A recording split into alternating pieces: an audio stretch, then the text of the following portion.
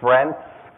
Welcome to this presentation. My name is Matthias Roth. I'm the Deputy Director of this BES program. I'm also the Deputy Head of the Department of Geography, and I have the pleasure to introduce you to this new program. Well, it's not so new anymore. This is already the third year, but overall speaking, still quite new.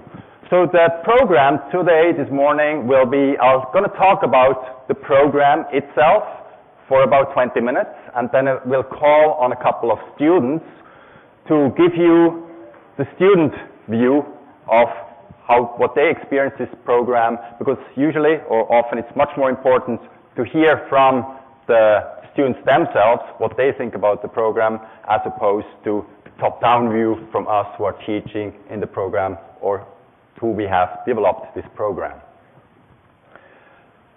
So this is a fairly new program. It's an interdisciplinary program which addresses tomorrow's environmental challenges. It's an educational program about our global environment. And you may think, so why do I care about the global environment? Because the global environment, the environment is out there. As long as I have my job, as long as I have food on the table, I can go to movies, I can travel around. Why should I care about the global environment? But the thing is, you cannot do these things without a healthy global environment. The problem, however, is that the environment around us is under a threat. A lot of different threats from deforestation, which is happening nearby here in this region. Pollution, water pollution, marine pollution, air pollution. Also, we lose biodiversity at an alarming rate.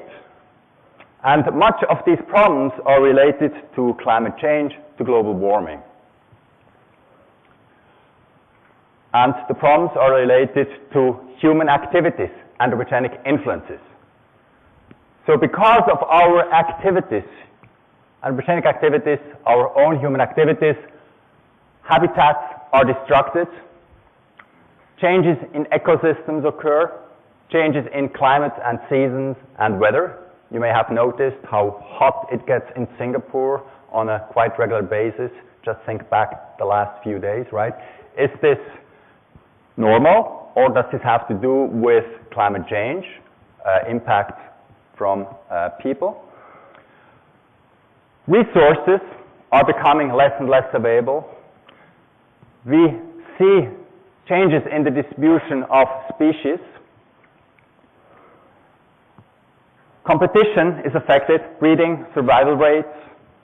Pests and diseases are proliferating all around, and it's all because of human activities. Not all of it, some of it is due to natural variability, but many of these adverse effects occur because of human activities, our interference with the global environment. So we have to do something about it. And if these problems, which I was just mentioning, these issues strike a chord with you, if you want to do something about this, if you're concerned about the state and the future of our global environment, then this is the program for you. That's the program you should be selecting. You need an environmental education. And that's what we thought as well about 5 years ago when we started to think about these issues and, well, what can we do about this? Do we need a new breed of students, graduates who can tackle these issues, think about these issues? So we got together about 5 years ago thinking up a new program, which is this program now, which I'm going to introduce to you in terms of the program structure and its highlights. So the program was launched in academic year 11-12. So all the students coming in now, there will be not the pioneer batch, I'm afraid. You're not the second batch either, but you're going to be the third batch, so very early on still. Kind of pioneer still. It's one of its kind program in NUS and in Singapore and even worldwide. There are only very, very few such programs worldwide available. And it's definitely the only one here in Singapore.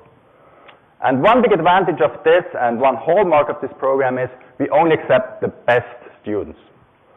The intake is limited to about 50 to 70 students per year. This is necessary to be able to to be able to give you the kind of personalized education we think is necessary. It's a unique program in the sense that it's hosted by 2 faculties. That's already unique.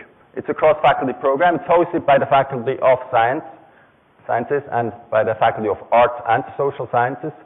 But it also has very important input from all the other faculties and schools across the university. This is very exciting, of course, for the student, I think.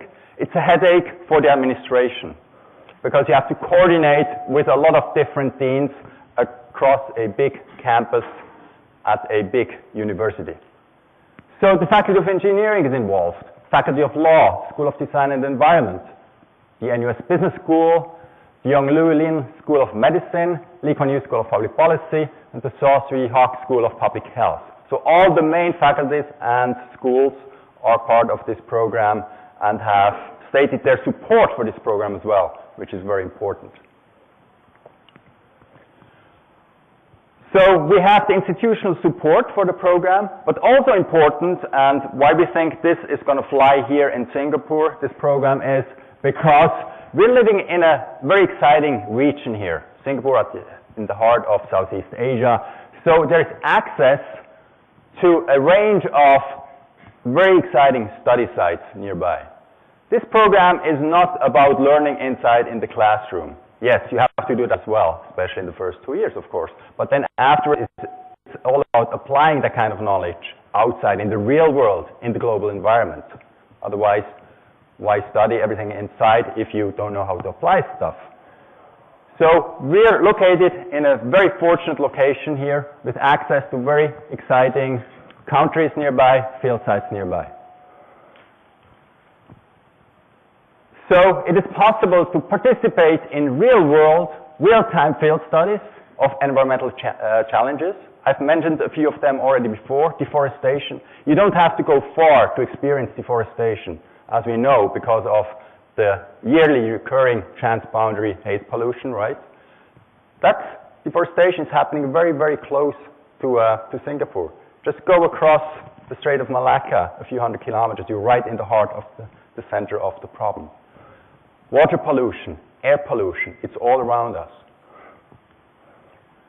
You will be discussing cutting-edge science, of course, right? This is a university, with regional and international experts.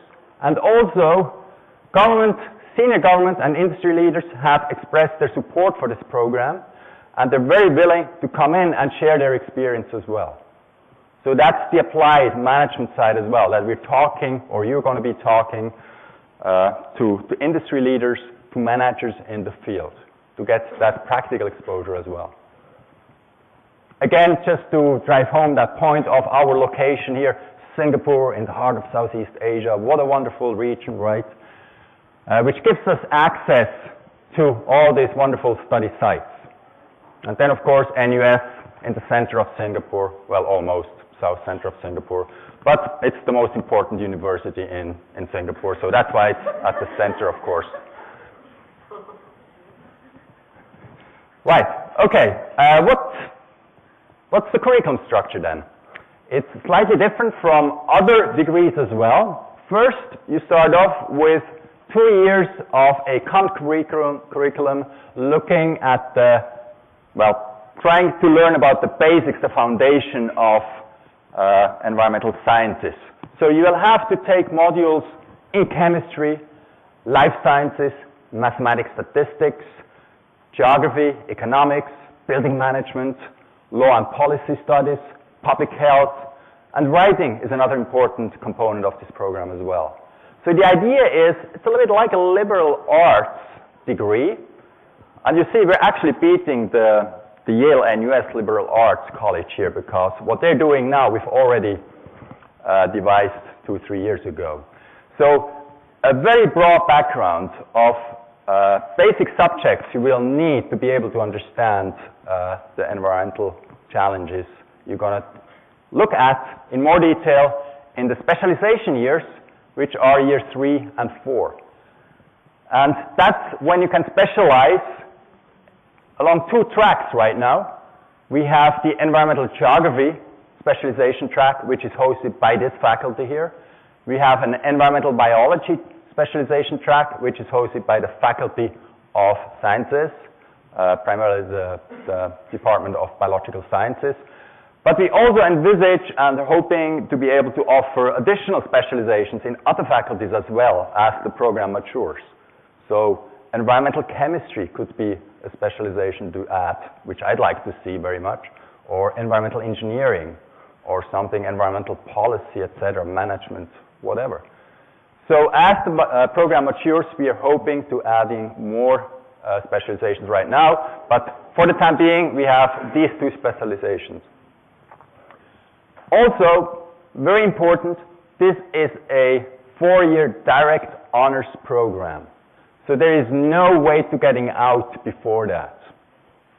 Unless you really want to, right? And your grades are really bad maybe, or which they will not be because you're amongst the smartest we have. But it's not that you, after 3 years, you can decide, okay, I'm just going to leave the program with a major degree. You cannot. You have to stick through the entire 4 years to finish with an honors degree. But that's fine. I mean, after 3 years, in my view, students don't know enough yet. I think that's what I would suggest to any student, just do an honors degree if you can, because 4 years is just much better than 3 years, right?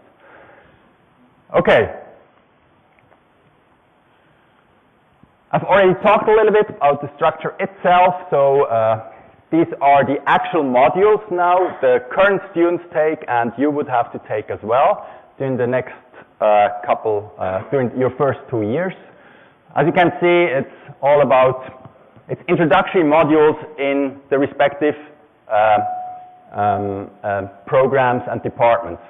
So every student here has to take a general chemistry module, an introductory economics module, a environmental engineering module. All of these level 1000 modules, which you would take primarily in the first year, are at the introductory level. But that's exactly the idea. We want you to expose or to have exposure to all these different subdisciplines. So every student graduating from this program must have read a module in statistics and chemistry and public health. Because environmental problems nowadays are interdisciplinary. We still need disciplinary experts, of course, but increasingly we need students, graduates who have the holistic, the big picture view. And to have this, you have to have been exposed at some level to some of these more specialized modules. Another outstanding feature of this program is we have designed modules just for this program, which are open only for the students of this program. So these are the modules highlighted in orange. So there is an environmental studies module and interdisciplinary overview module in the first year you have to take, a level 1000 module, and very importantly, you also have to take a tailor-made communications module in environmental studies. Communication is really important because you have to be able to sell yourself. Otherwise, all the knowledge you learn, what is it good for if you can't go out there and sell what you have been learning? At the level 2000, there are even more tailor-made environmental modules. So all the ENV coded modules are specifically made up for this program. So there is a module called Global Environmental Change, another one offered by the Lee Kuan Yew School of Public Policy. It's an environmental law, policy governance management module, and then also an environmental and public health module. Besides these modules, you can also choose, or you have to choose to bring up, to achieve the total amount of modules you have to take in a year. You have a choice of modules in ecology, engineering, geography, history, philosophy, real estate. In the upper levels, when things become more practical, maybe more exciting in the way of, okay, you can go out into the field, apply what you have been learning.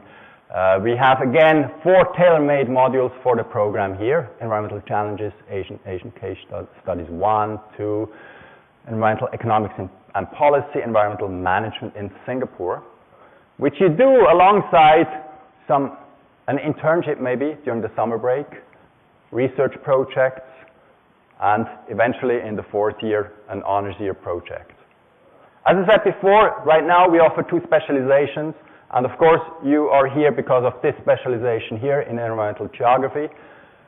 That's the other specialization offered by the Department of Biology.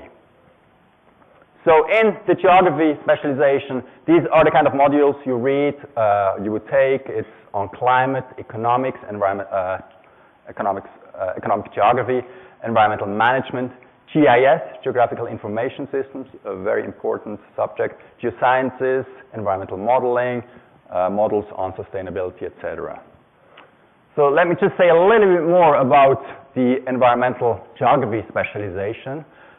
We really put this in place because to be able to, we need to understand how human beings interact with nature. It's not just about the physical environment outside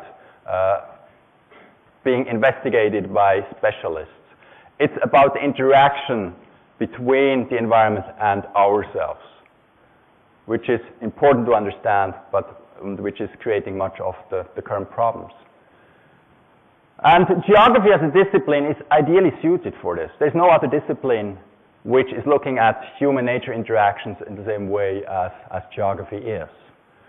So geography is ideally suited for this, to understand complex modern environmental issues such as climate change, land use change, water usage, looking at alternative energies, maybe building of livable high-density cities, etc. A lot of exciting research topics, study topics are out there. Also, another advantage of choosing this specialization is because in the upper years, in the lower years, the first 2 years, you'll be together with all the other students doing all the other specializations.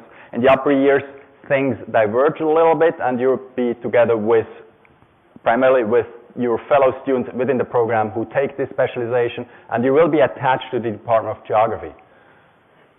And you will be working alongside geography honor students. And let me just add, rankings are really, what should I say, important. Actually, they're sometimes a little bit silly, but I have to say the geography department is very highly regarded and ranked worldwide in all of these different rankings. It's one of the top 5 departments worldwide. And I'm not just saying this because I'm deputy head of the department, of course, right? In terms of jobs, what can you do afterwards once you're done? I mean, you can go into environmental education, maybe social psychology, human-nature interactions, urban planning, conservation, social scientists. That sounds exciting. Maybe looking at resources, become a resource economist. Sustainable tourism development, that's probably what I would like. That's what I would choose. That sounds good. Tourism development, yeah, going places. Okay, so there are job opportunities out there. And I come back to this again in my last slide pretty soon. So some other highlights of the program, I'm talking about the entire program again here. You can do, besides the formal classes, the ENV coded and the GE coded modules offered by the different faculties, you can also do UROPS, what a strange acronym, Undergraduate Research Opportunity Project. So you're working alongside with a professor on one of their research projects and you get credit for it. That's great. It's a very attractive option to do. Independent studies modules, again, you study something apart from, besides all the other stuff, not together with your classmates, specifically with a particular professor. This doesn't work anymore, but it doesn't matter. A lot of field classes and field trips, of course. I mean, it's experiential learning. You have to go out into the field. That's how you learn things. So, of course, a lot of field trips. You can do internships in the summer breaks, maybe at environmental agencies, at NEA, natural resource management agencies, environmental research centers, TMSI, MND, etc. And that list is growing as we mature. We add more agencies to this list to offer, to be able for you to choose from a wide offer of internships. Study abroad programs, student exchange programs, very popular option and something I recommend to everybody to do, to study at least half a year somewhere else. And the BS program, the BS program is currently sourcing for opportunities worldwide at universities which will just be open to BS students. So we're talking to universities in Australia, in Japan, and in the US to come up with agreements that they can send their students to us, and the BS program students can go overseas to these universities. And then, of course, you finish off with a multidisciplinary honors project. In this case, it will be within the Department of Geography. Yes, you do not end up as a jack of all trades or master of none. You become an environmental specialist with adequate mastery of many disciplines. Sounds good, right? But that's what you're going to be at the end. Just one of my last slides. In terms of career opportunities, some of them I've already mentioned. So some of them are directed at the environmental, the specialization in environmental biology. It's a wide range. In the private sector, NGOs, academia, research, etc. There's a wide range of opportunities available at the end of this degree. Alrighty, thank you.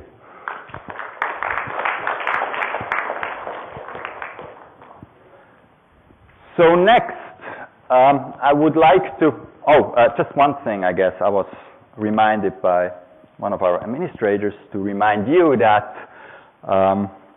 you will have to fill in a, what is it called, specialization declaration form. Let's say you accept the offer of this program.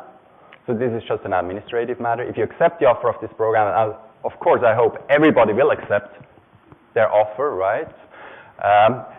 You will be receiving a specialization declaration form as well, which you should send back into the administration office, I guess, after you've accepted the offer, so after June 1st.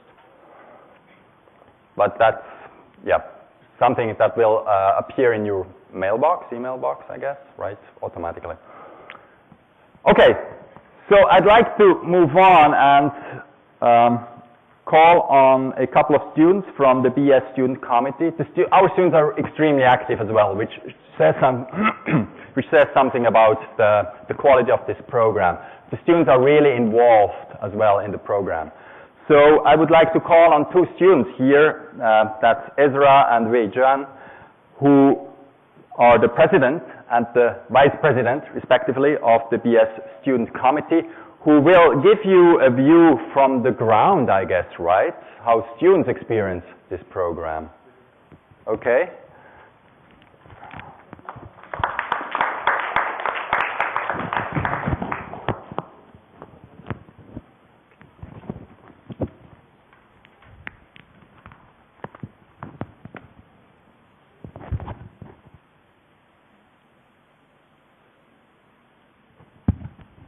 Testing. Okay, good morning. My name is Ezra. I'm the president of the BES Student Committee. To those of you who have already been offered places within BES, congratulations. To those of you who are still undecided, hopefully you will be able to arrive at a decision after today. So 2 years ago, the first batch of BES students faced a very poignant dilemma, whether or not to take the plunge into uncharted territory. I mean, with no seniors, we did not know what to expect. There was no student support group that existed. And so a bunch of us got together, and the BES Student Committee was founded in the second semester of our first year. Because after all, it's not just about studying, right? So over the course of our 2 years, we have organized various activities for our BES students, such as our trip to the Kranji marshes to do a cleanup with the Nature Society. We also organized a trip to Bukit Brown to appreciate its heritage before it becomes yet another victim of development.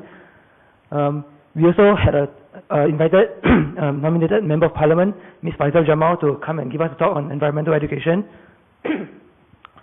And also we have a fledgling student newsletter where students can contribute and get a writing featured. And this is, and it's already in our, we have 2 editions, and our 3rd edition is coming out next semester.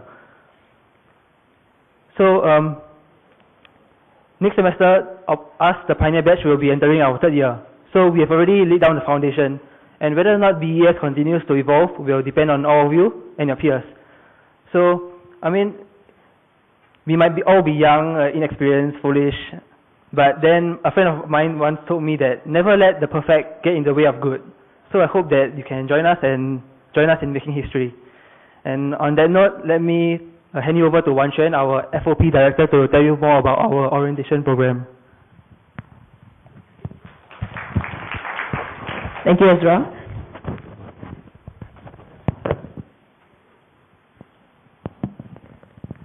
Well, hi, everybody. I'm Wan Xuan, the director of this year's Freshman Orientation Camp, and this is Joey, our vice director. So first up, this is actually our 2nd year, running this camp, and last year was our first, with the year 2s actually leading us in this camp. And what we had last year, we can show you some pictures from last year. Okay, so through this camp, we actually got to, know our batchmates, and also we came to meet with certain challenges through the games, and then there were things like, you see weird things that you have never seen before, and also, you get to play, with your fellow batchmates, and at the end of it, of course, you get to bond through the activities. And right now, right, if you are getting slightly interested, I'm going to get Joey to tell you more about the signing up and the details of the camp.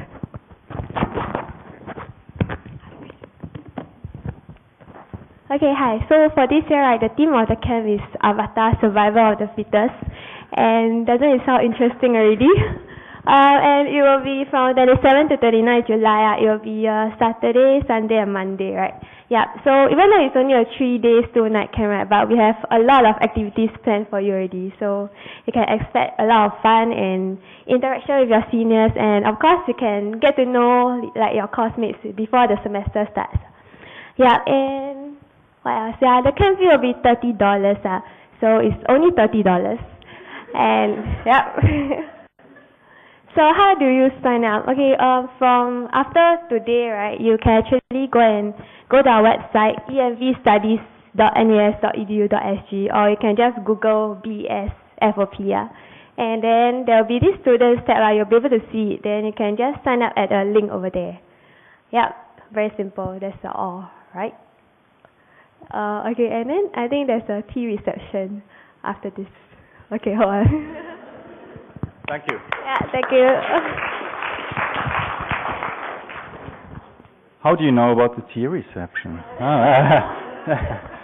Survival of the fittest, that sounds like an appropriate motto for the program, right? No, don't be scared off. No, it's a lot of fun. Okay, yes.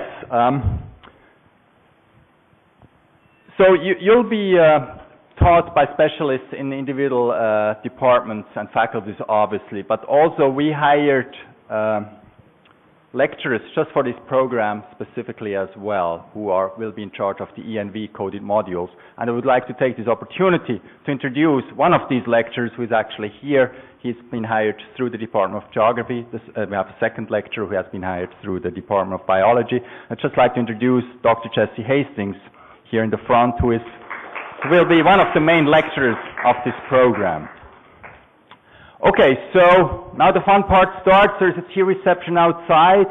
Please hang around, and if you have any questions, ask anybody with one of these wonderfully designed T-shirts, one of these maroon, what is this, maroon color, or maroon yellow colored T-shirts designed by our BS students themselves, or Dr. Hastings, maybe. I don't know if you join us for the William. Okay, and I'll be around as well. So if you have any questions, please, yes, please feel free to ask any of us. Could I also ask you to leave the room through the back doors, because the tea reception will be in the back, and we have to keep the front clear because there will be another presentation in here soon. Okay, thank you very much for your attention.